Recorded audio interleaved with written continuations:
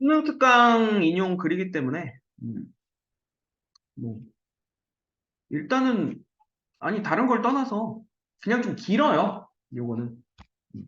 수능 특강에 수록되는 독서 지문이 원래 좀 길이가 좀 길어요. 마지막 짧아요. 그 옛날 거라서 그래요. 음. 음. 어쨌든 자 어차피 하는 내용은 똑같습니다. 문단별로 핵심들 찾아가면서 무슨 내용 얘기했는지 정리해두고 중요한 키워드들 위주로 표시해뒀다가 정확하게 내가 어디를 보고 문제를 풀어야 되는지를 찾아놓는 거. 그겁니다. 읽으면서 한 번에 읽으면서 야 1회 독에서 이 글의 내용을 완벽하게 이해해야 된다. 말이 안 돼요. 되게 전문적인 글인 건데. 갑시다. 내 손가락이 베어서 아플 때 나는 내가 아프다는 것을 직접 안다. 뭐 당연한 얘기를 하죠. 다시 말해서 나의 행동이나 나의 느낌의 대상인 것의 추론이 아니라 그 아픔을 직접 안다. 됐죠? 추론하는 것이 아니라라고 지금 단서를 달았어요. 됐죠? 나의 행동이나 나의 느낌은 추론하는 게 아니야. 됐죠? 자, 그러나네요. 다른 사람이 손가락을 베어서 아파할 때는 내가 아플 때와 동일한 방식으로 그것을 알지는 못한다. 맞죠? 맞죠? 그렇죠? 결국 얘는 뭘 할 수밖에 없어? 추론을 할 수밖에 없겠죠? 괜찮습니까? 가볼게요. 다른 사람의 아픔을 아는 방식은 그 손가락에 피를 보거나 아파하는 행동을 보거나 아프다고 말하는 것을 듣는 등의 사실에서 그의 고통을 추론하는 것이다. 오케이. 다르죠? 그의 고통을 추론한다. 음흠. 지금 첫 번째 문단에서 그러면 대조했네요. 대조 대비. 그렇죠? 나의 고통과 타인의 고통 아는 방식의 차이잖아. 괜찮습니까? 나의 고통과 타인의 고통을 아는 방식이 차이가 있어요. 내 고통은 내가 직접 알아요. 그렇지? 근데 타인의 고통은 추론할 수밖에 없는 거죠. 내가 진짜로 아픈 건 아니니까. 뭐, 크게 어려운 건 없네요. 그러니까 어쨌든 지금 첫 번째 문단, 우리 늘 얘기하던 거지만, 그래, 첫 번째 문단에서는 나는 이 글에서 이런 걸 얘기할 거야를 밝히는 부분이라 그랬잖아. 그렇죠? 그러니까 아는 방식이잖아, 아는 방식. 이런 거에 대해서 얘기를 하겠죠. 감정이나 이런 걸 아는 방식. 자, 다음 문단 내려가겠습니다. 다른 사람이 아프다는 것을 직접 알지 못한다는 것에서 끊고요. 내가 가지고 있는 마음을 다른 사람도 가졌는지 의심하는 철학적 문제를 다른 사람의 마음 문제라고 부른답니다. 이거에 대해서 얘기할 거래요. 미안. 됐죠? 자, 다른 사람의 마음 문제. 이거 지금 얘기하는 거죠. 이거. 됐죠? 내가 가지고 있는 이 마음을 다른 사람도 가지고 있는지 왜? 이거 거꾸로 생각해보면 아는 거잖아. 제가 아픈 걸 내가 직접 느끼지는 못하지만 알아. 됐지? 하는 것처럼 내가 가지고 있는 마음 있지. 내가 가지고 있는 마음, 이 마음을 저 사람도 가지고 있을까? 에 대해서 생각해 볼 수 있잖아. 괜찮습니까? 내가 진짜 아픈 건 아니지만 저 사람이 아프다는 걸 아는 것처럼 내가 그 마음을 가지고 있지는 않지만 제가 가지고 있는 마음을 추론할 수도 있는 거잖아. 괜찮습니까? 지금 그 얘기하는 겁니다. 뒤에 넘어갈게요. 여기서 다른 사람이 아프다는 것을 직접 알지 못한다는 것은, 그쵸? 다른 사람은 사실 아프지 않은데 아프다고 거짓말을 하거나 거짓 행동을 한다는 뜻이 아니다야. 버리세요, 이거. 됐죠? 아니다야, 빼. 됐죠? 거짓말 아니고요. 거짓 행동이 아니야. 됐죠? 자, 다른 사람이 진실을 말하고 있다 하더라도 다른 사람도 나와 같은 방식으로 생각하고 느끼고 의식한다는 것, 곧 마음을 갖는다는 것을 의심하는 것이다. 여기서 이제 우리가 좀 체크해야 되는 이거네요. 같은 방식인지를, 그렇죠? 마음을 갖는다는 것, 이걸 의심하는 거네요. 됐습니까?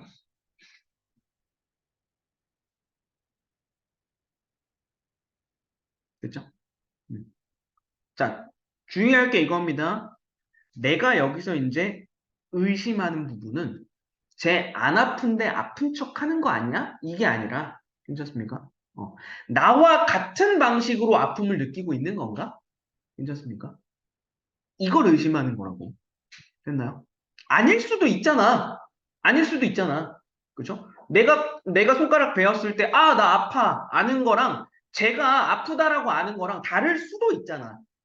그걸 의심하는 거라고. 괜찮습니까? 자, 여기서 여러분들이 빠져들어선 안 되는 함정이 이겁니다. 이딴 걸 왜 고민해라는 생각을 하는 순간 이미 말렸어요. 얘가 고민했다는 거야. 나한테 고민하라고 얘기하는 게 아닙니다. 됐죠? 얘가 고민했고, 얘가 결론을 내린 거를 그냥 정보로 줬을 뿐이야. 왜 내가 고민하고 있어, 그걸? 괜찮습니까? 절대 여기에 감정이입하지 마세요. 감정이입하는 거 아니야, 이 글에다가. 됐지? 자, 그대로 따라가는 겁니다. 아니야, 아니야. 갑시다. 다른 사람은 마음이 있는 존재인 것처럼 반응하도록 프로그램된 고도의 정교한 로봇이나 좀비일 수도 있기 때문이다. 자, 감정이입하지 말라 그랬어. 감정이입하는 거 아니야. 다시 한번 얘기할게요. 나는 진짜로 이 아픔을 느끼는 게 내가 직접 아는 거지만, 쟤는 실제로 그 아픔을 느끼지 않더라도 그런 반응을 할 수 있게끔 만들어진 존재일 수도 있으니까, 나랑 같은 방식으로 이 아픔을 느끼는 건가? 의심해보는 거라고. 그게 뭐라고? 다른 사람의 마음의 문제인 거라고. 상대방이 사람이 아니에요. 아니요. 사람이더라도입니다. 그거를 고민하는 게 아니야. 제가 사람일까? 좀비일까를 고민하는 게 아니야. 됐습니까? 방식을 고민하는 거라고, 방식. 제가 아픔을 느끼는 방식은 뭐지? 나랑 같은 방식인 건가? 이걸 고민하는 게 다른 사람의 마음 문제인 거라고. 괜찮습니까? 됐죠? 됐죠? 이거 이상한 생각하는 순간 산으로 갑니다, 진짜로. 철학 문제가 원래 그래요. 갑시다. 다른 사람의 마음에 대한 의심은 세계에 대한 우리의 알을 믿을 수 있냐는 인식적 회의론, 그리고 과거를 근거로 미래를 예측하는 귀납 추론이 정당화되느냐는 귀납의 문제와 함께 대표적인 회의론으로 꼽힌다. 자, 요거는 그냥 약간은 쓸데없는 얘기예요. 그러니까 결과적으로 지금 이게 무슨 얘기야? 다른 사람의 마음 문제, 인식적 회의론, 귀남의 문제, 이 세 가지가 대표적인 회의론 중에 꼽힌다. 이 얘기잖아. 근데 우리한테는 중요한 건 뭐라고? 마음 문제가 중요한 거야, 지금. 괜찮습니까? 얘네는 일단은 조금 빼놓자. 됐죠? 지금 당장 중요한 건 아니잖아. 됐지? 내려갈게요. 다음 문단. 자, 다른 사람의 마음 문제는 유비 논증으로 가장 분명하게 대답할 수 있다. 아, 이게 이제 근거네요. 다른 사람의 마음 문제는 유비 논증이라고 하는 거. 그죠? 유비 논증이 뭔지 모르잖아. 설명해 주겠지. 가봅시다. 자, 유비 논증은 이제 정의 나오겠죠? 유비 논증은 만일 한 대상이 다른 대상과 몇 가지 점에서 비슷하다는 점을 알고 있을 때, 됐죠? 이게 전제예요. 그때 첫 번째 대상이 가지고 있는 추가적인 특성을 두 번째 대상도 가지고 있으리라 추론하는 논증이다. 괜찮습니까? 자, 내가 여기서 예시를 하나 들어드릴게요. 괜찮습니까? 자, 첫 번째 대상 있어요. 한 대상이야. 됐지? 나는 바늘에 찔리면 아파하는 특징을 가지고 있어. 괜찮습니까? 바늘로 쿡 찌르면 아파하는 특징을 가지고 있어. 됐죠? 자, 그게 다른 대상이랑 몇 가지 동일한 특성을 가지고 있어. 찌르면 아파하고요. 맞으면 아파하고요. 뭐 뜨거운 거 하면 뜨거워하고요. 이런 특성들을 가지고 있어. 공통적인 특성. 괜찮죠? 자, 그랬을 때 첫 번째 대상이 가지고 있는 추가적인 특성. 내가 아직까지 비교해 본 적은 없는데, 아직까지 비교해 본 적은 없는데, 나를 간지럽히면 웃을까? 그치? 근데 간지럽혀 봤어. 내가 막 깔깔깔 웃어. 그치? 추가적인 특성이 발견된 거야. 그러면 아까 비교했던 그 대상 있죠. 그 대상도 간지럽히면 웃겠네? 라고 추론하는 거. 됐습니까? 무슨 몇 가지 몇 가지가 있어야 돼요. 아무것도 없는 상태에서는 불가능. 괜찮습니까? 이게 유비논증이에요. 됐습니까? 이게 유비논증입니다. 어려운 개념 아니에요. 그렇죠? 자, 뒤에 볼게요. 다른 사람은 많은 중요한 측면에서 나와 닮았다. 맞잖아. 그렇죠? 생긴 것도 다 비슷비슷하게 생겼고, 그렇죠? 어떤 일이 벌어졌을 때 반응하는 양식도 다 거의 비슷하고, 괜찮습니까? 그러니까 우리는 모두 동일한 종의 구성원이기에 신체나 행동이 매우 비슷해요. 따라서 내가 손가락을 베었을 때 내가 고통을 느끼는 것을 근거로 다른 사람도 느낄 것이라고 추론하는 거. 됐습니까? 이거로 설명할 수 있지. 괜찮죠? 됐습니까? 다른 사람의 마음 문제는 이 유비논증을 통해서 대답할 수 있대요. 됐어? 쟤랑 나랑 비슷하니까, 다른 많은 점에서 비슷하니까, 손가락에 베었을 때 아픈 것도 똑같겠지. 하는 거. 됐죠? 그러나야, 근데. 그러나. 다음 문단이 그러나입니다. 됐죠? 계속 가볼게요. 그러나, 이 유비논증은 확실성 약해요. 개연성 약해요. 괜찮습니까? 아, 유비논증의 한계점이 있네요. 괜찮습니까? 유비논증의 한계입니다. 그렇죠? 자, 무슨 한계가 있는지 봅시다. 성공한 유비논증이 되기 위해서는 많은 양의 지지 증거가 필요하대요. 요게 필요하대요. 괜찮습니까? 괜찮죠? 뭐 지지 증거라고 하는 말 납득하는 데는 별 문제 없죠. 이 유비 논증을 지지할 수 있는 수많은 증거가 있어야 된다고. 괜찮습니까? 그러니까 이런 거야. 예를 들자면 나랑 너랑 둘만 비교하면 안 돼. 괜찮습니까? 모든 사람들이 비슷하게 생겼잖아. 괜찮습니까? 그 다음에 비슷한 행동을 하잖아. 요런 증거가 필요하다고. 괜찮죠? 자, 이 유비 논증은 단 하나의 사례, 곧 나 자신의 경우에만 의존하기 때문이다. 이게 무슨 얘기야? 손가락 베었을 때 아픔을 느끼는 건 나밖에 모르잖아. 그치? 얘도 진짜 똑같은 감정을 느끼는지, 쟤도 똑같은 감정을 느끼는지 알 수가 없어요. 지지 증거로 만들 수가 없다고. 괜찮습니까? 무슨 말인지 아시겠죠? 나랑 너만 비교하는 것도, 나랑 너만을 비교하는 것도 유비추론밖에 안 되잖아. 괜찮습니까? 겠죠? 그래서 확실성, 개연성 약하다 얘기하는 거죠. 물어보니까 물어보는 걸로는 불가능하죠, 지금. 왜? 아까 위에 바로 전문단에 나온 거 있잖아. 얘가 프로그래밍 된 걸 수도, 좀비일 수도 있는 거잖아. 그치? 그러니까 물어보는 거에 대한 답변으로는 그걸 확신할 수 없죠. 됐습니까? 됐죠? 내려가 볼게요. 어떤 사람이 창고에 쌓인 상자 더미 중 하나의 상자만을 열어보고 책이 들어있음을 확인했어요. 됐죠? 그리고 나머지 상자들도 똑같이 생겼으니 모두 책이 들어있을 것이라고 추론한다면 매우 빈약한 논증이 될 것이다. 예시죠? 괜찮죠? 요거 예시 읽어보니까 납득되죠? 그렇죠. 지지 증거가 부족한 거죠?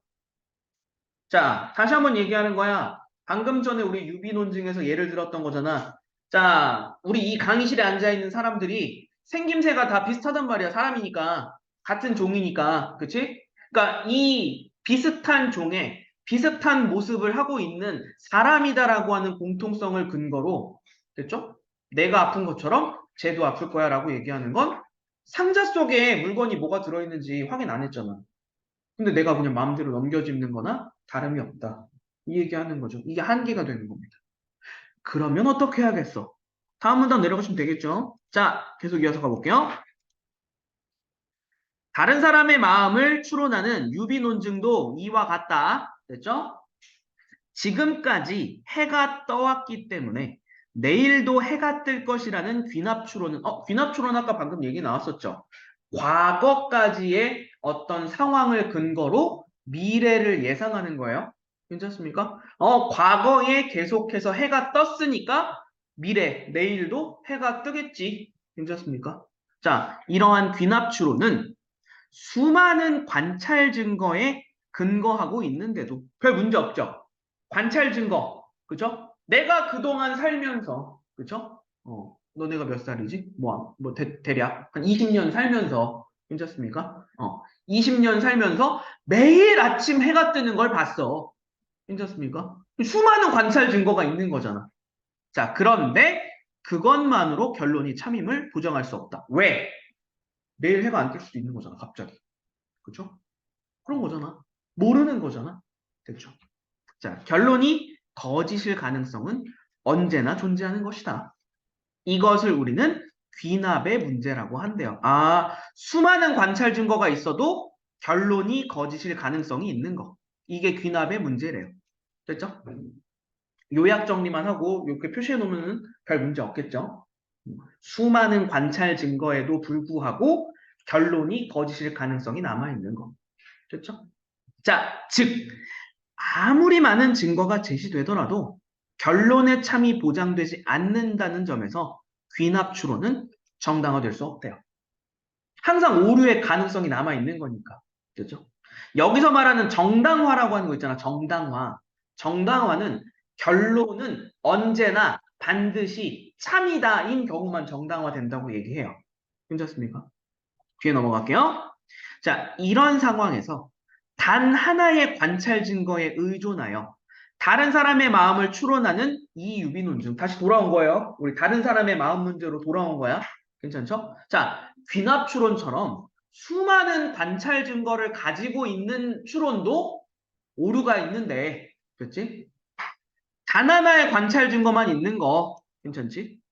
이게 정당화되었다고 볼 수는 없죠. 괜찮습니까? 자, 그렇다면 다른 사람이 나처럼 마음을 가지고 있다라는 상식은 흔들리고 만다. 됐죠? 아닐 수도 있는 거잖아. 됐죠? 오류의 가능성이 있는 거잖아. 괜찮죠? 나는 있어. 나는 마음이 있어. 그치? 근데 다른 사람도 이 마음을 가지고 있을까? 아, 이거 확실하지 않은데? 이렇게 되는 거라. 됐죠? 내려가 볼게요. 자, 다른 사람의 마음 문제와 마찬가지로 회의론인 인식적 회의론 언급 나왔네요. 괜찮습니까? 됐죠? 인식적 회의론 얘기도 나오네요. 자, 계속 가볼게요. 세계에 대한 우리의 모든 지식을 의심하기에 모든 지식을 의심한대요. 그렇죠? 모든 지식을 의심한답니다. 인식적 회의론이라고 하는 것. 그래서 다른 사람에게 신체나 마음이 있다는 것은 물론이고 내가 신체를 가지고 있다는 것조차 의심한다. 이거 주의하셔야 돼요. 이거 주의하셔야 됩니다. 자, 보세요. 방금 전에 다른 사람의 마음 문제를 고민하는 사람 있죠. 다른 사람의 마음 문제를 고민하고 있는 사람은 나는 의심 안 하잖아. 그치? 나는 아픔을 느껴. 나는 마음이 있어. 이걸 의심하진 않는다고. 다른 사람에게도 있을까는 의심하지. 근데 지금 요거 인식적 회의로는 나도 의심합니다. 됐죠? 다른 사람 플러스 나 둘 다 의심. 나에게 마음이 있을까? 이것도 의심하는 게 차이점인 거예요. 괜찮습니까? 계속 가볼게요. 인식적 회의론자들이 오로지 확실하게 알 수 있는 것은 의심하고 있는 나의 마음뿐이다. 이것만 확실하게 알 수 있다고 얘기하는데요. 의심하고 있는 나의 마음만, 이것만 지금 확실하게 존재하는 거야. 괜찮습니까? 나머지 내 몸이 존재할까? 내가 아픈 거가 존재하는 걸까? 다, 그죠? 다 가짜일 수 있는 거야. 그렇죠. 자, 이것을 유아론이라고 한답니다. 됐죠? 자, 이와 달리 나오네요. 이와 달리. 대조하기 시작하죠? 대조하기 시작하죠? 다른 사람의 마음 문제 네모는, 됐죠? 다른 사람의 신체 존재는 의심하지 않는다. 이게 전제입니다. 됐죠? 신체는 있어요. 다른 사람의 신체는 있습니다. 됐죠? 다만, 다른 사람이 마음을 가지고 있냐, 이것을 의심할 뿐이다. 다른 사람이 마음을 가지고 있다는 것, 의심할 뿐이다. 됐죠? 이거 주면 되겠죠? 그럼 여기 지금 벌써 나옵니다. 와 마찬가지로 와 달리 막 이거 지금 그렇죠? 네, 유학을 하고 20km 회복하는 네. 자 그런데 마음이란 겉으로 드러난 행동에 불과하다고 주장하는 행동주의에서는 이제 또 다른 이론이 하나 나왔어요. 행동주의. 구분하겠습니다. 됐죠? 행동주의. 마음이란 겉으로 드러난 행동에 불과하다. 이게 행동주의예요. 괜찮습니까? 행동주의. 제3의 지금 주의가 하나 또 나온 거예요. 자, 이 행동주의에서는 다른 사람들의 마음 문제는 손쉽게 해결된대요. 또 이걸 통해서 해결한다네요. 가보자. 어떻게 해결하는지. 조금만 내려가서 볼게요. 자, 우리는 여기부터 볼 거예요. 자, 우리는 다른 사람의 겉으로 드러난 행동만으로 그 사람의 마음을 추론할 수밖에 없기에. 괜찮죠? 요건 계속 얘기했던 거죠. 이 사람의 행동하는 거에 따라서 이 사람이 어떤 생각, 어떤 감정, 뭐 어떤 느낌을 겪고 있구나라고 추론할 수밖에 없는 거. 그렇죠? 그래서 다른 사람의 마음 문제가 생겼는데 왜? 마음이 없으면 어떡하지? 라는 의심이 드는 순간 다 꼬이는 거야. 괜찮습니까? 됐죠? 괜찮죠? 자, 그때 행동이 곧 마음이라고 한다면 이게 누구의 주장인 거야? 행동이 곧 마음이다. 이게 별표의 주장이에요. 괜찮습니까? 어. 행동이 곧 마음이다. 라고 한다면 문제가 사라지기 때문이다. 괜찮죠? 자, 다시 한번 보셔야 되는 거예요. 다른 사람의 마음 문제를 고민하는 사람은, 됐죠? 다른 사람의 마음 문제를 고민하는 사람은 이 사람, 내가 관찰하고 있는 사람의 행동을 통해서 마음을 추론할 수밖에 없어요. 됐지? 근데 애초에 그 전제가 되는 마음이 있을까에 대한 고민이 해결이 안 되는 거야. 괜찮습니까? 근데 이거를 여기 지금 행동주의라고 하는 주의 있잖아. 행동주의는 행동이 곧 마음이래. 괜찮지? 그럼 무슨 얘기야? 이 사람이 행동을 했어. 마음이 있는 거야. 그럼 해결되잖아. 그럼 해결되잖아. 마음이 있으니까, 그죠? 그 마음이 나와 같을까? 이제 비교하면 되잖아. 됐죠? 됐습니까? 넘어갈게요. 자, 그러나, 자꾸 그러나야 짜증나게, 그치? 어. 철학 논증의 문제가 이거예요. 이거 항상 여러분들 생각하셔야 돼요. 완전 무결한 철학적 주장은 존재하지 않아요. 음. 철학적 주장이라고 하는 거는 항상 A의 주장이 있으면 A의 한계가 있거든요. 이것을 보완하기 위해 B라고 하는 주장이 생겨나요. B로서 A를 반박하거든. 근데 B는 또 다른 C에 의해서 반박이 되고요. 이게 지금 계속 반복돼요. 그러니까 그러나 다만 하지만 이 계속 붙어요. 무슨 말인지 아시겠죠? 계속 갈게요. 그러나 마음에 관한 이론 중 행동주의는 그리 설득력이 있는 이론이 아니래요. 괜찮습니까? 해결할 수 있다고 했으면서 이게 그렇다고 이렇게 설득력이 있지는 않대. 왜? 우리 내부에서 일어나는 매우 복잡한 정신 활동을 겉으로 드러난 행동과 동일시하기는 어렵다고 생각하기 때문이다. 이게 왜 그러냐면 행동주의에서 지금 여기서 설명하고 있는 행동주의의 한계점은 뭐냐면 여기 메모만 좀 할게요. 방금 전에 우리 읽었던 부분이 행동주의의 한계점이야. 괜찮죠? 근데 이 한계점이 쉽게 말하면 뭐야?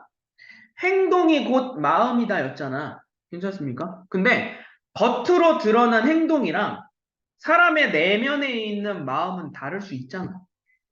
맞잖아. 척할 수 있잖아, 사람은. 무슨 말인지 아시겠죠? 그러니까 이거를 생각하면 또 행동주의를 그대로 따라가기는 힘들죠. 됐죠? 이 얘기하는 겁니다. 자, 한편, 한편. 그렇죠? 한편 또 다른 얘기 하겠다는 거예요. 또 다른 얘기 하겠다는 거예요, 이제. 마음을 행동 대신에 신체, 특히 뇌를 구성하는 물질과 동일시하는, 그렇죠? 설명이었어요. 동일론이라고 하는 걸 따르면, 견지하면이라고 하는 게 그냥 따르면 정도로 보시면 됩니다. 따르면. 동일론, 우리 안 쓴 거 뭐 있냐? 동일론. 동일론. 뭐 편할 대로 하세요. 뭐 그렇다고 막 육각형 이런 거 하지 마시고요. 예전에 깜짝 놀랐네. 얘 그냥 역삼각형 할게요. 괜찮죠? 이거 그냥 우리 접속사에다가만 체크한 거잖아. 사각형 했잖아. 뭐 물결만 해도 되고요. 아니면은 뭐 이렇게 뭐 편할 대로 하세요. 물결 내도 되고요. 음. 나만 알아볼 수 있으면 돼, 이런 건. 부분은. 됐죠? 동일론에 따르면 다른 사람의 마음 문제도 해결되고요. 행동주의가 갖는 문제도 해결된다고 보는 철학자도 있대요. 괜찮습니까? 이게 결국 무슨 얘기야? 뇌의 물질로서, 왜냐면, 예를 들자면, 호르몬 같은 거야. 왜냐면은, 이 호르몬은 거짓이 없잖아, 일단. 그죠? 기쁠 때 나오는 호르몬. 그치? 슬플 때 나오는 호르몬. 그죠? 이 호르몬이 마음이다. 라고 해버리면 척할 수가 없는 거거든. 괜찮습니까? 그러니까 결국 무슨 얘기야? 다른 사람의 마음 문제 해결된다. 호르몬이 나오면은 마음이 있는 거야. 괜찮지? 관찰해보면은 호르몬이 나오겠지, 저 사람도? 그럼 마음이 있네. 해결되죠. 두 번째, 행동주의처럼 내면과 행동이 다를 수 없어. 왜? 호르몬과 마음은 다를 수 없으니까. 괜찮습니까? 그래서 해결된다는 얘기 하는 거예요. 괜찮죠? 그렇죠? 물론 더 깊이 들어가면 얘도 반박을 당합니다. 일단 근데 신경 쓰지 마세요. 그렇죠? 현대 신경과학의 발달로 복잡한 정신현상이 뇌를 비롯한 신체 작용과 동일하다는 것이 점점 밝혀지고 있기 때문이다. 이는 마음은 본질적으로 물질적인 것과 다르다고 주장하는 이원론을 포기하는 것이다. 이원론은 X라는 거죠. 동일론에 따르면. 됐죠? 마음과 물질적인 것과 마음은 동일하다라고 얘기하는 거잖아. 됐죠? 근데 이원론은 뭐냐면 마음과 물질적인 건 다르다. 이렇게 보는 견해가 있거든. 됐죠? 주장이 겁나 많았죠? 주장이 겁나 많았죠. 지금 간략하게만 정리해봐도 일단 중심은 다른 사람의 마음 문제야. 그치? 근데 이거를 뭐 나왔어? 나 벌써 까먹었어. 인식적 회의론의 입장에서도 얘기해봤고, 귀납적 추론을 통해서도 얘기해봤고, 그쵸? 그 다음에 행동주의를 통해서도 얘기해봤고, 그 다음에 마지막으로 동일론을 통해서도 얘기해본 거죠? 괜찮습니까? 최소 5개잖아. 유비논증은 아까 처음 다른 사람의 마음 문제를 설명할 때 얘기했던 거. 괜찮죠? 그러니까 주의가 다른 거잖아, 지금 내가 얘기한 거. 그렇죠? 어. 주의가 다른 것만 이 글에는 5개가 있어요. 무슨 론 또는 무슨 주의. 그쵸? 이거 구분 당연히 하셔야 되겠죠? A주의가 얘기했던 걸 B가 얘기했다고 얘기하는 게 근본입니다. 이런 스타일의 지문에서. 됐죠? 그래서 우리가 온갖 도형으로 구분해 놓은 겁니다. 됐죠? 문제 없죠? 오케이. 시간 드릴 테니까 뒤에 있는 문제들 한번 해결해 봅시다. 하나를 한번 봅시다. 첫 번째 문제. 다른 사람의 마음 문제가 제기하는 주장에 동의하는 사람이에요. 그렇죠? 결국 이제 얘가 주장했던 내용. 그렇죠? 얘가 주장했던 내용. 자, 내가 고통을 느끼고 있다. 이거 그냥 알 수 있다 그랬죠? 내 신체가 있고 나는 마음이 있다. 인정한다 그랬어요, 그냥. 괜찮습니까? 그 기억 안 들어간 거 일단 싹 다 날려. 정답은 3개 중에 하나. 그렇죠? 자, 다른 사람이 신체를 가지고 있다. 다른 사람도 신체는 있습니다. 대신에 저 사람에게 마음이 있을까를 고민하는 게 다른 사람의 마음 문제였죠? 괜찮습니까? 2번도 동그라미예요. 괜찮습니까? 이거 니은에서 주의할 사항은 자, 신체도 의심하는 인간들이 있었죠. 그렇죠? 신체도 의심. 그렇게 하죠. 다른 사람의 신체도 의심하는 인간들도 있었어요. 누구? 누구? 본문에서 확인해 주세요. 나도 기억하고 있지 않아. 응? 누구? 그치, 아니, 근데 유아론, 그쵸, 유아론도 맞지. 인식적 회의론. 같은 말, 비슷한 말. 그렇죠?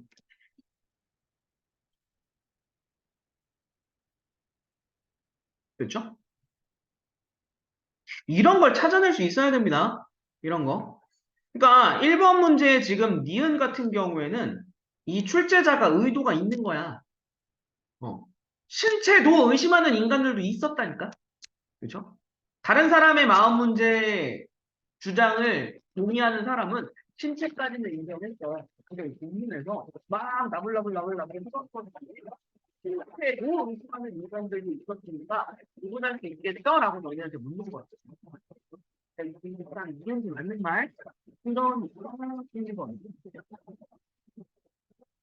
이거 다른 사람이 아프다고 한 말은 거짓이 아니라 이거 주의할 사항이 뭐였어? 다른 사람의 마음 문제를 고민하는 사람이 얘가 거짓말을 하거나 거짓 행동을 하는지 의심하는 게 아니다라고 얘기했지.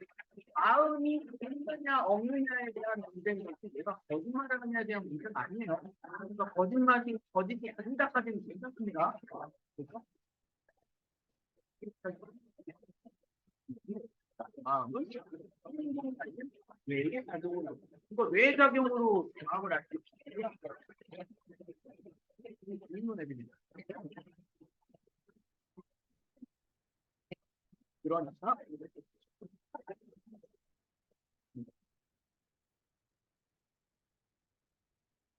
들어갈게요. 이거 수정하고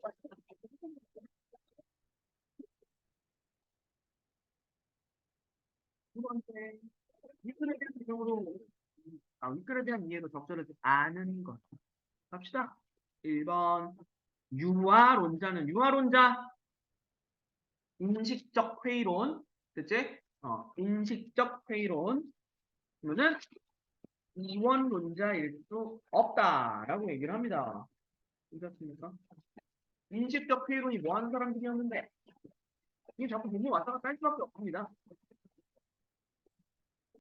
특히 의심 의심성 환자잖아. 다 의심하는 애들. 이원론은 마음은 본질적으로 물질적인 것과 다르다. 이게 이원론이잖아. 괜찮죠? 다르죠, 둘이? 그죠? 둘이 얘기하는 바가 다르죠? 오케이. 맞는 말. 됐죠? 탈락. 2번. 행동주의자이면서 유화론자일 수 없다. 행동주의자는 뭐 했던 애들이야? 그치? 마음이 행동이다. 그치? 행동이 마음이다. 얘기했던 애들이고, 유화론은 있는지 없는지 의심된다. 이거잖아. 괜찮습니까? 그러니까 행동주의자는 일단은 마음이 있다라는 걸 전제하고 있잖아. 행동은 마음이다. 그러니까 행동을 하는 걸 보면 마음이 있다라는 걸 알 수 있어요. 자, 정리하는 게 이겁니다. 행동주의자는 인간이 행동을 해. 그러면 마음이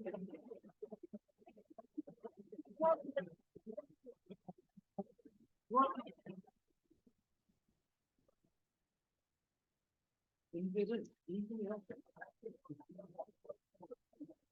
그건 당연히 바뀔 수가 없죠. 이번 판에 한번 인식적 회의론자는 끊어주시면 되겠죠? 인식적 회의론자 이거 지금 보이시죠? 유화론자 하다가 인식적 회의론자 이렇게 말 바꾸죠? 가볼게요. 인식적 회의론자는 다른 사람의 마음 문제는 해결할 수 없다고 생각합니다. 돌아가서 인식적 회의론자 부분 찾으면 되겠죠? 무슨 얘기야? 다 의심하잖아 얘는. 유화론이랑 똑같은 거였어요 지금. 다 의심하니까 해결하는 게 마음이 있는 실체도 존재한다는 걸 지금 이렇게 생각했어요.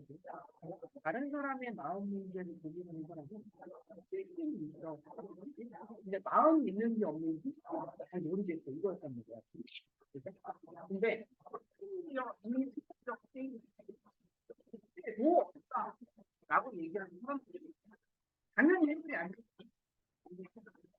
한번 자, 4번 행동주의자와 동일론자는 행동주의자와 동일론자는 이렇게 해놓은 거예요. 다른 사람의 마음 문제는 해결할 수 있다고 생각한다. 하나씩 다 다시 봐야겠죠? 별표로 들어갔을 때. 행동주의자. 됩니까? 안 됩니까? 행동주의자. 행동이 곧 마음이다라고 한다면 문제가 사라진다는 얘기다. 하지만 그래서 해결된다고 보는 학자들이 많다. 하지만 그래 이거 있어. 이 구절을 읽어줄게 한번. 우리 내부에서 일어나는 매일 복잡한 정신활동을 거치고 일어나는 행동 같은 일시하기는 어렵다고 생각해서 한 가지 이런 얘도 결정적으로는 해결이 된다고 보이는 수 있어요.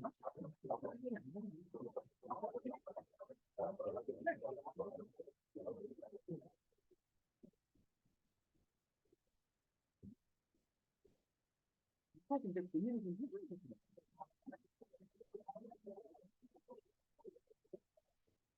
음, 아니야. 근데 여기까지 봐야 될 것 같아요. 일단 첫 번째. 우리 몇 번째 문단이죠? 하나, 둘, 셋, 넷, 다섯 번째 문단. 다섯 번째 문단이죠?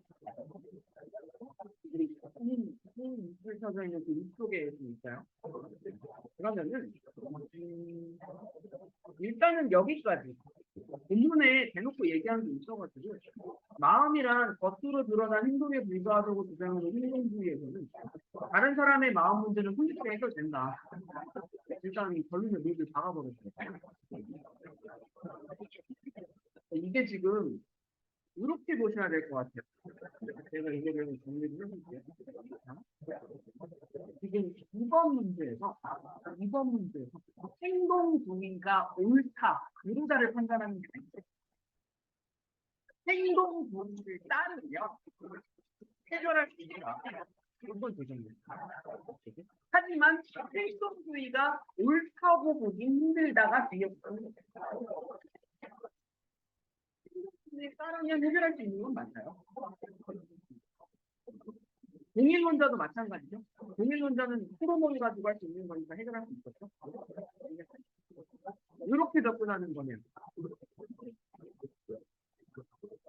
행동 자체에 대한 옳다, 그르다에 대한 판단이 아니에요. 1번은 이원 문제에서 이원 문제는 신체와 마음에 그냥 별개되는 현상입니다.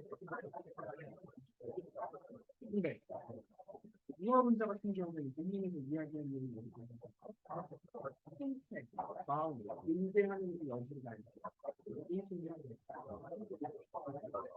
그 이외에 언급된 내용이 없습니다. 알 수 없음의 영역을 요답입니다. 마지막 5번 볼게요. 마지막 5번. 진압의 문제를 해결할 수 있다고 생각하는 사람은 다른 사람의 마음의 문제를 해결할 수 있다고 생각한다. 진압의 문제가 뭐였습니까? 과거에 수많은 관찰 증거가 있거든요. 미래를 예측하는 거 가능하다라는 얘기잖아요, 결국. 그러면 이거 똑같죠. 다른 사람의 마음 문제, 수많은 공통점이 있으며 다른 사람이랑 같을 것이다라고 비교하는 거 가능하다.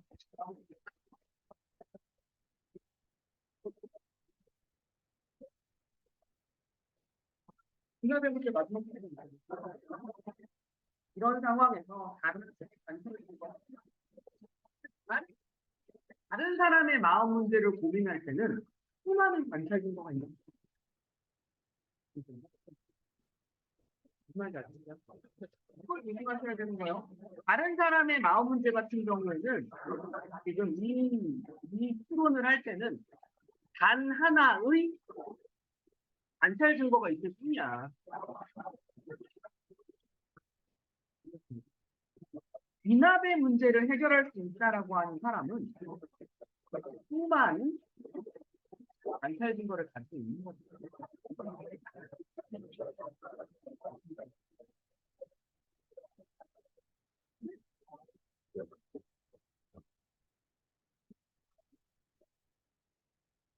그래서 이번에 삼성이 생기는 겁니다. 이거는 물 망해. 망하면 돼. 본문에 우리 그래서 내가 저렇게 궁금한 게 따라갔어요. 얘가 말한 대로 간다고. 내가 생각해서 내용 자체예요. 말 그대로 내용 자체입니다. 본문에서 뭐라고 얘기했는지를 설명해 주시면 철학을 골치 아파하는 친구들 대부분은 자기가 생각해요. 근데 너네가 생각하라고 쓰는 게 아니에요. 이거는 너네가 생각하라고 쓰는 그게 중요해요. 정보 전달들입니다. 너네랑 토론하자고 쓰는 게 자꾸 싸우는 사람들이 있어요. 이게 왜? 이게 왜 맞는 말이지? 얘는 왜? 이러면 안 되는 거 아니야? 그거 남들이 다 했어요. 남들이 다 해서 본문에 넣어주는 경우 있어요. A라고 하는 주장에 대해 B는 라고 말했다. 근데 그걸 만약에 본문에 안 계셔. 그런 내용이 있으면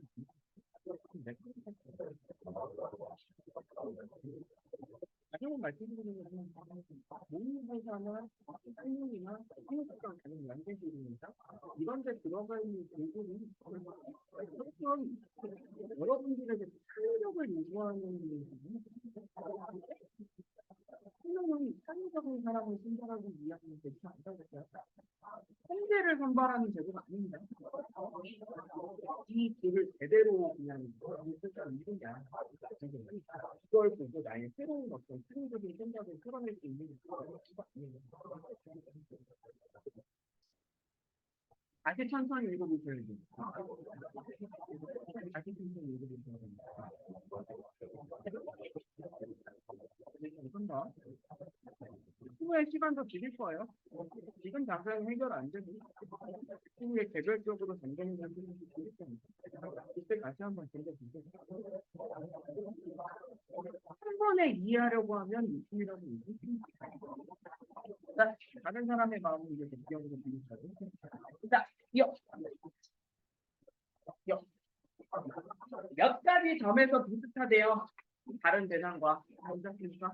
자, 다른 사람의 마음 문제에서 이 얘기입니다. 나랑 타인이랑 몇 가지 점에서 비슷하대. 이렇게? 그럼 뭐가 비슷한 거야? 신체나 행동이 비슷한 거지? 한 사람씩 있는 게 비슷한 거야. 자, 그러니까 첫 번째 대상이 가지고 있는 거. 첫 번째 대상? 내가 갖고 있는 거. 이것을 추가적인 특성. 나는 마음을 가지고 있네. 쟤도 갖고 있겠나? 이거는 뭐, 크게 어렵지 않네. 자, 4번 갑시다. A에서 B의 예를 든답니다. 자, 1번. 거울에 비친 자신의 얼굴이 안색이 안 좋고 삐뚤어 있는 것을 보고 스스로 불안감을 느끼고 있다고. 야, 이거는 내 마음이잖아. 이건 나의 마음을 아는 거지. 나의 감 또는 마음을 아는 거지. 타인에 대한 건 아니고. 1번 바로 탈락되고요. 자, 2번. 지금까지 만난 수많은 독서 모임의 회원들은 차분한 성격이었다. 자, 수많은 독서 모임의 회원들. 이게 많은 양이 지식은 이거지만 많은 양의 지식 근거가 있는 거야. 수많은 독서 모임 회원들을 갖고 그들이 좀 더 차분했어. 그러니까 오늘 만난 독서 모임의 회원들도 차분하겠지. 성장은 그래서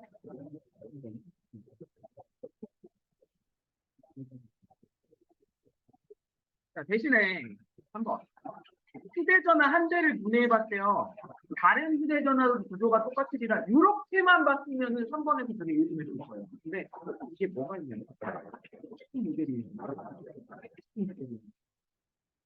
그러니까 이미 똑같다라는 게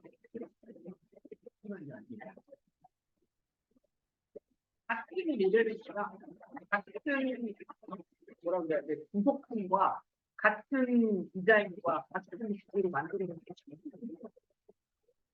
정해져 있는 거죠. 그래서 얘를 빈약한 논증이라고 얘기하는 거예요. 만약에 같은 모델이 아니라 뭐 같은 회사에서 나온 다른 휴대전화도 뭐 이랬으면은 한번 괜찮아요. 모델이 달라지면 모델이 똑같은 거지. 아니, 한번 안 돼. 요거 많이들 낚였을 것 같더라고요. 4번 갈게요. 바다에서 두 개를 네. 이 중에 하나에 다른 고개들에도 진주가 들어있을 거다.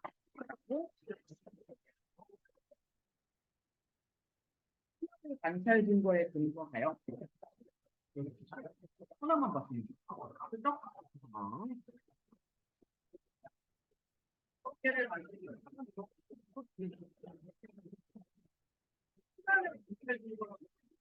고개를 많이 잡아서 싸봤어? 전부 다 두 개가 들어있어. 그러면 수많은 관찰이 되겠죠. 예를 들면 수많은 관찰 증거가 없는 거죠.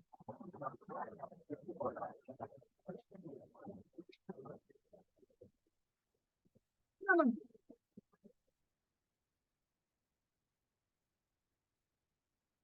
5번. 아프다는 것이 손가락에서 피가 나거나 아파하는 행동을 하거나 아프다고 말하는 것이 아예 모델이야. 이름은 나와야 된다는 거야. 뇌에 작용이 있어야 된다는 거야. 이게 아니라 말하는 이게 아니라 이것들이 아니라 뭐가 있어야 된다고? 그 풍경과 관련한 매일이 작용이 있어야 돼요.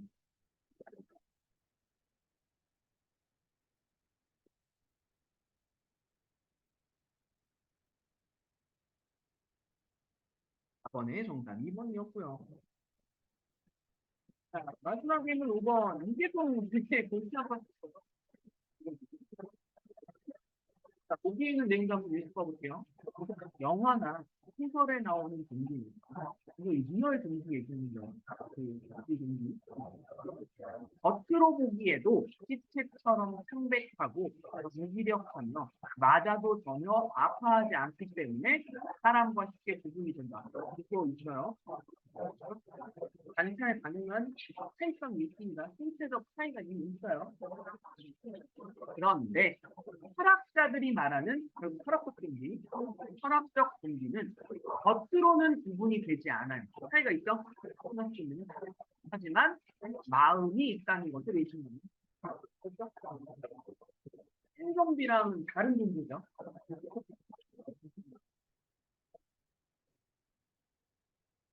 마음이 있는지를 의심받고 있어. 특히 인정이 이루어지는데 여기까지 그것을 철학적 동기라고 부르는 자, 1번부터 가봅시다. 행동주의자는 또 이거예요, 결국. 또 이거예요. 잘라주셔야 됩니다. 행동주의자가 뭐 하느냐? 행동이 마음이다였지? 행동이 마음이다. 좀비가 아닌 사람도 철학적 좀비와 똑같다고 얘기했습니다. 왜? 철학적 좀비 뭐라 그랬어? 겉으로 보는 행동은 똑같다 그랬죠? 그러니까 좀비가 아닌 사람이랑 철학적 좀비랑 이 행동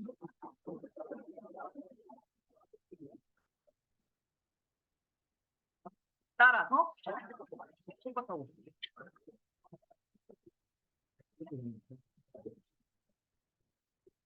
1번 탈락. 2번 철학적 동기만 사는 세상에서는 다른 사람의 마음 문제가 생기지 않겠이라고 얘기합니다. 자, 철학적 동기만 사는 세상. 철학적 동기가 뭐라고? 나도 철학적 동기인 거야. 그렇지? 나도 마음이 있는지 없는지를 몰라. 그러면 타인의 마음이 있는지 없는지 그래서 다른 사람의 마음들이 생기지 않는다는 얘기예요. 아니 나부터가 없는 거지. 이게 이거랍니다. 나는 마음이 있는데 나는 마음이 있는데 타인에게도 마음이 있을까? 이게 다른 사람의 마음인데. 근데 철학적 분기만 하는 세상이잖아.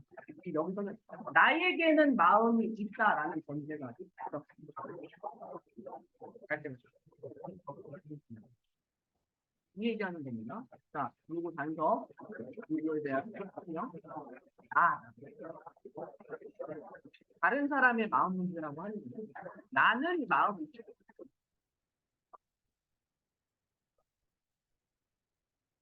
다른 사람이 있나?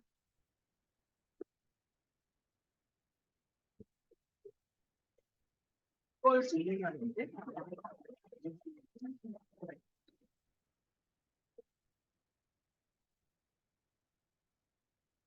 두 번에서 이야기하고 있는 건 철학적 관념만 하는 세상입니다.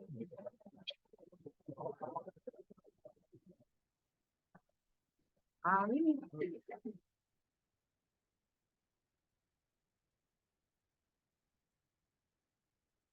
스타일가 되는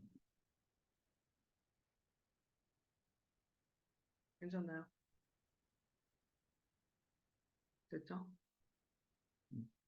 따라오고 있어? 표정이 왜 그래? 씨. 보여주고 싶다. 앞에 세워놓고 지금 막 뭔가 굉장히 못마땅해 지금. 글이랑 싸우고 있어 지금. 글쓰기랑 싸우고 있습니다 지금. 됐죠? 3번 갈게요. 3번. 다른 사람의 마음 문제에 따르면 좀비가 아닌 사람과 철학적 좀비는 다르겠군 이라고 얘기하는데요. 자, 다른 사람의 문제에 따라야 돼요. 다른 사람의 마음 문제에 따랐을 때 자, 좀비가 아닌 사람, 좀비가 아닌 사람. 여기서 말하는 좀비는 찐 좀비 말하는 거예요.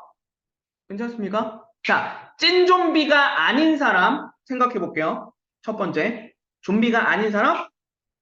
나는 마음이 있어. 그치? 저기 근데 좀비가 아닌 사람이 지나가. 그치? 저 사람도 마음이 있을까? 의심받겠죠. 괜찮습니까? 그리고 보기에서 이야기한 철학적 좀비. 대놓고 얘기했죠? 마음이 있다는 것을 의심받는 존재라고. 괜찮습니까? 그러면 좀비가 아닌 사람, 철학적 좀비. 둘 다 마음이 있는지를 의심받고 있죠? 다르지 않네요. 괜찮죠? 괜찮죠? 그래서 결론으로 가자면 3번은 둘 다 마음이 있는지 의심받고 있어요. 됐죠? 나는 이 나는 있죠. 나는 있어야 되죠. 다른 사람의 마음 문제에 따르면 이라고 했으니까. 괜찮습니까? 뭐가? 좀비가 아닌 사람과 철학적 좀비를 비교하고 있잖아. 어. 좀비가 아닌 사람과 철학적 좀비는 모두 마음이 있는지 의심받고 있음. 이렇게 되는 거죠. 그러니까 만약에, 그래, 그럴 수 있어. 만약에 3번 선택지를 다른 사람의 마음 문제에 따르면 나와 철학적 좀비는 다르겠군. 이건 맞아요. 나는 마음이 있잖아. 의심의 여지가 없이 나는 마음이 있잖아. 철학적 좀비는 마음이 있는지를 의심받고 있잖아. 다르지, 그러니까. 이런 식으로 말장난 칠 수 있어요. 어, 괜찮습니까? 그러니까 지금 네 번째 문제 같은 경우에는 얘를 그대로 너네한테 주고 선택지 가지고 살짝씩만 수정해도 또 난이도 있어요. 무슨 말인지 아시겠죠? 나도 이거 써먹어. 나 같으면 이거 써먹어요. 살짝 변형해서. 변별력 문제로. 자, 4번 가볼게요. 신체와 행동이 우리와 전혀 구분되지 않는 로봇을 만든다면. 됐죠? 자, 어쨌든 신체와 행동은 구분되지가 않아요. 그렇지? 하지만 마음이 있는지 모르잖아. 괜찮죠? 어. 겉으로 행동은 똑같이 해. 신체 똑같아. 하지만 얘가 마음이 있는지 알 수 없음이잖아. 그러니까 걔를 철학적 좀비라고 얘기할 수 있겠죠. 됐습니까? 마음이 있는지 의심받는 존재. 됐죠? 4번 넘어가고요. 5번.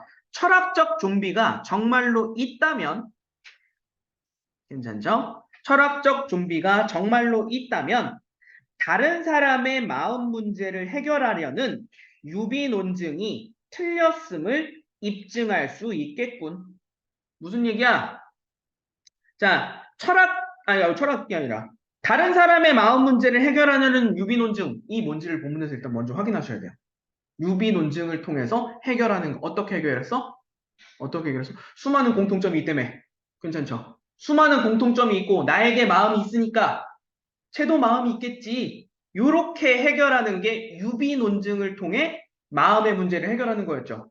근데 철학적 좀비가 있다면이라고 하는 단서를 깔았지. 철학적 좀비 뭐라 그랬어? 여기 얘기했죠. 괜찮죠? 겉으로는 전혀 구분이 되지 않아요. 저 철학적 좀비와 나는 똑같다니까? 됐죠? 수많은 똑같은 점이 있어요. 하지만 철학적 좀비는 마음이 있는지 의심을 받는 존재라 그랬죠. 그러니까 틀렸다라고 얘기할 수 있는 거겠죠. 괜찮습니까? 됐나요? 따라왔어? 5번 다시 한 번만 얘기할까? 5번 다시 한 번만. 잘 보세요. 자, 따로따로 정리해 봅시다. 5번 같은 경우. 자, 이렇게 가는 거예요. 5번. 일단은 유비 논증부터 얘기할게요.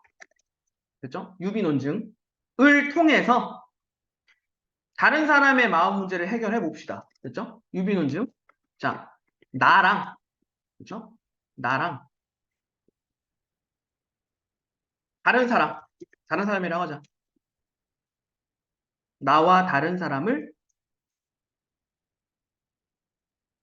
수많은 됐죠? 수많은 공통점, 쉽게 갑시다. 확인해요. 됐죠? 수많은 공통점을 확인합니다. 그리고 이것을 토대로 나에게는 마음이 있음. 그렇지? 따라서, 결론이니까 밑에 줄여다 쓸까? 따라서 다른 사람에게도 마음이 있음. 이게 결론. 그렇죠? 요게 유비 논증을 통해서 다른 사람의 마음 문제를 해결하는 방법. 괜찮죠? 근데 여기에 이제 철학적 좀비 얘기를 넣어보자. 철학적 좀비. 괜찮죠?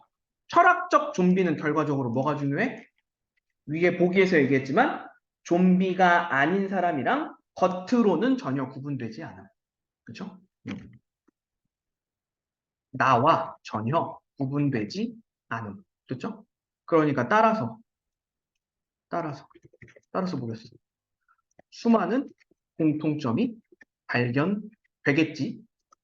됐죠? 하지만 철학적 좀비는 보기에서 뭐라 그랬어? 철, 조문. 아, 그렇지, 마음이 있는지 의심받는다 그랬잖아. 그죠? 마음이 있다는 것을 의심받은. 그렇죠? 두 개가 맞지 않잖아. 그러니까 틀렸어. 그렇죠?